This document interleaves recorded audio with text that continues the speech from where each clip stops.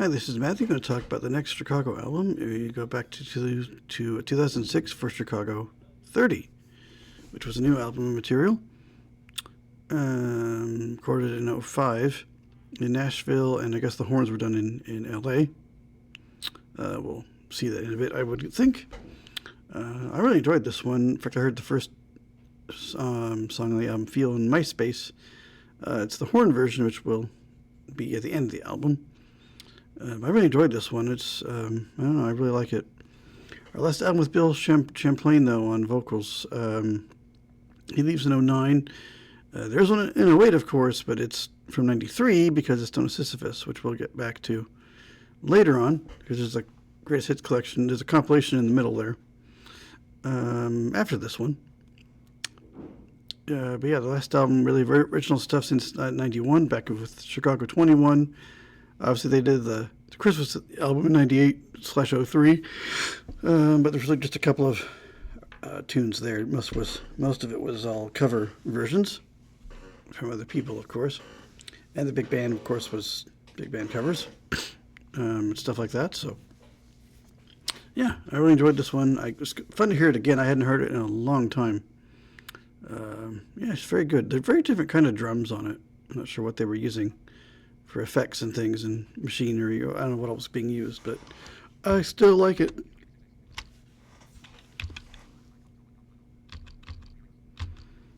And we jump to the first track, Field, which is the hot single link mix. Denny Orton and Laura Daly. I'm not sure who they were. I guess we'll see in the production stuff. Robert Lamb on vocals. It's hard to tell who that was.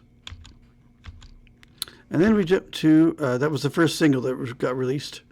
Then the King of Might Have Been, Reed Barnhill, Jason Shepp, and Jason Madesky, something like that. Jason Shepp on vocals. Caroline, great tune. Jason Shepp and Josh Sanford, I think who did some session stuff before. Bill Champlain and Jason Shepp on vocals. What Can't We? It was Bill Champlain and Jay DeMarcus Sheff and that Sanford person. Bill Champlain and Shelley Fairchild. There's a lady on here. Very good vocals by both, in my opinion. Love Will Come Back featuring Rascal Flatts. Their producer, or one of them, is actually on the album. It is, Chef DeMarcus and Sanford. I think DeMarcus was the one. We'll see. But one of the Rascal Flatts guys is the producer on this. Explains a lot of the way it sounds, I think, too. But very good. I didn't know it was them on the track, but... Oh, we got, Jason Sheff, Gary LaVox, Jay DeMarcus, Bill Champlain, and Jordan Rooney. So, yeah, they are. Yeah, I think that is, besides the Chicago guys, it is Rascal Flatts. And then Long Lost Friend, Sheff DeMarcus, and Rhett James. Vocals by Sheff. 90 Degrees and Freezing. I really liked that track.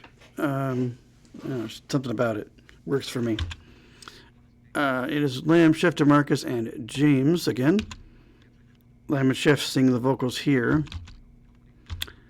Where Were You?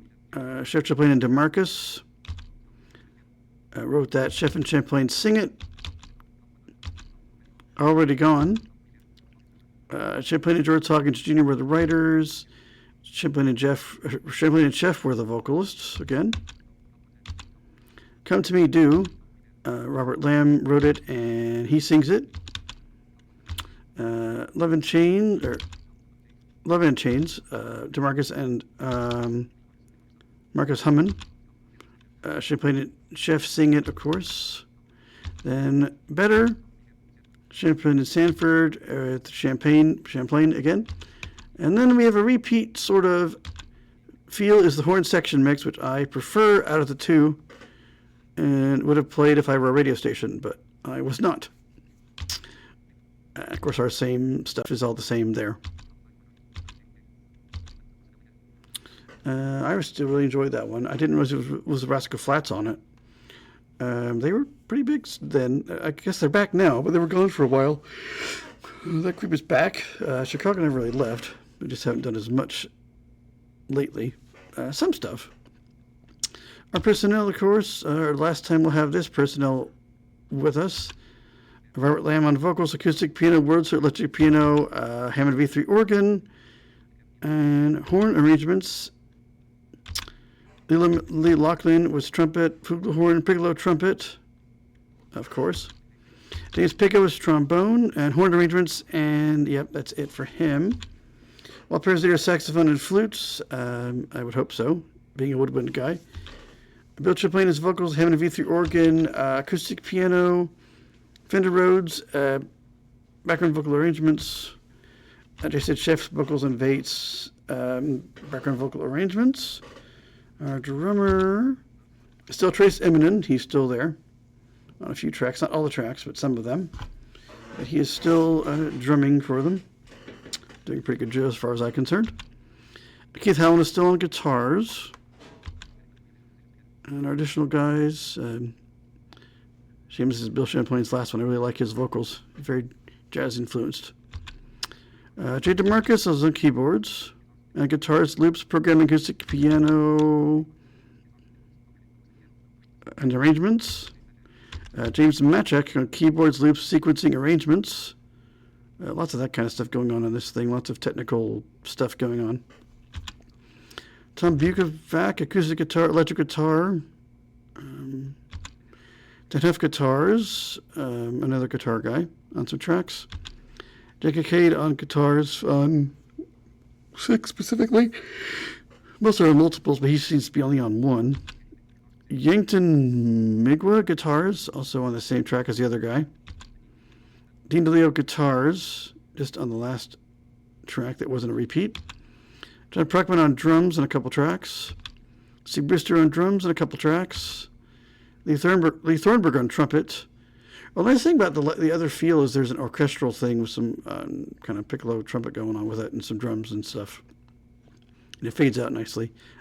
I thought the other had it too, but I think it's different slightly on that other feel I was mentioning earlier. Joseph Williams additional backing vocals. Bubba Campbell additional backing vocals. Shay Fairchild was, of course, the lead vocal on 4. I don't know who she is exactly. I like what she did, though. Rascal Flats is composed of Gray Lovac, Jay DeMarcus, and Joe Don Rooney on guest vocals, which we knew on track 5. Production stuff. Produced, by Jay DeMarcus is the producer. And, of course, he's at Rascal Flats. Production coordinator, Mark Frog Griffith. Recorded by Jeff Balding, Ben Fowler, James Machek, Sean Neff, and Charles Sanford again. Okay, that's right. He was one of the. I thought he was a kind of mixer engineer guy. Assistant engineers are going to be Jay Fricks, Jay Goyne, and Jed Hackett, and Jody Sappington, and Aaron Walk and Tony Zeller. Jeff Balding, produced with Jack Havett helping with that, is on 1, 2, and 7, and 13. Yes, both versions of Feel. And then 3 and 6 were James Machek mixed those, and then we did adding Jed Hackett and that Sean Neff guy. Master Bailey Ludwig at Gateway Mastering in Portland, Maine. Photography by Jimmy Katz and Hugh Brown, assisted by Andrew Strauss. Designed by Hugh Brown, assisted by Andy Strauss again. And that is the album credits there. Again, I really enjoyed this one. I hadn't heard it in so long. I didn't play it a ton when it came out. I liked it. I didn't play it a lot. I think I would just kind of pick tracks most of the time. I did hear it on one go at different times, but still a very, very enjoyable album, at least to me. I didn't know it was Bill Champlain's last one. I didn't know that. Of course, in a couple albums we'll get Son of Sisyphus finally surfacing in a form finally, which I, of course, grabbed. I didn't grab this compilation next. The Best of Chicago 40th anniversary will be next, but I still enjoyed this one. And a lot of people don't like this version of Chicago, but I really do. I liked what they did. Big fan. Plus, I saw them live. That probably helped. As far as me liking them a lot. I saw most of this bunch live in 97, so wish I could find that. If anyone knows if it got recorded, Hammond Student Center in 1997, somewhere between September, October, November, somewhere in there. In Springfield, let me know. I'd love to find it. I don't care if it can be crappy quality. I don't care. I just want it. I want what I saw. Same with the Beach Boys. They also played that gig. But unfortunately, the thing online only shows the Beach Boys. It doesn't have Chicago's list. Really. So, yeah. But again, I enjoyed this one from 96, or from, good grief, 06, 20 years ago now. Can't believe it's been that long. It doesn't seem like it, and it doesn't sound like it to me, but again, a very enjoyable album. But we'll move on next time to a compilation, which I honestly don't know anything about. The Best of Chicago 40th Anniversary Edition. I don't remember it coming out. I've never seen it. Don't know what's on it. I'll have to go look that up, make sure there's nothing earth-shattering on it. I don't know that there would be. But I will go look that up too and see kind of what's there. Might look through it a bit, sound-wise. I'm not sure, but at least look at the tracks. Because I don't know that I knew it existed. Which is sad, because I was on their email list all the time. I had not now, but I need to get back on it. Nothing from bands in town either, but from them. I get emails from that about other groups. Not everything, but some. But we'll look at that one next time, though. Probably won't be a very long video, just because it's, I think, going to be all mostly stuff we've seen before, unless there's some lives or something that jump out, or something. I might look into it, but I'll at least go check out the tracks. But that'll do for this one. Again, I enjoyed this one. Go check it out if you haven't. It can be streamed, thank goodness. Because my copy is I don't know in what box, from when I had to move back to my parents' house. My mom, my mom now, but still my parents' house, but only one parent left. But yeah, enjoyable still, as I said, and was worth hearing again. I've forgotten how good the guitars and stuff were on it. So like, oh yeah, I remember this. I remember liking this thing a lot, and then I did. But next time we'll go to 97 next year and look at a compilation in the next video.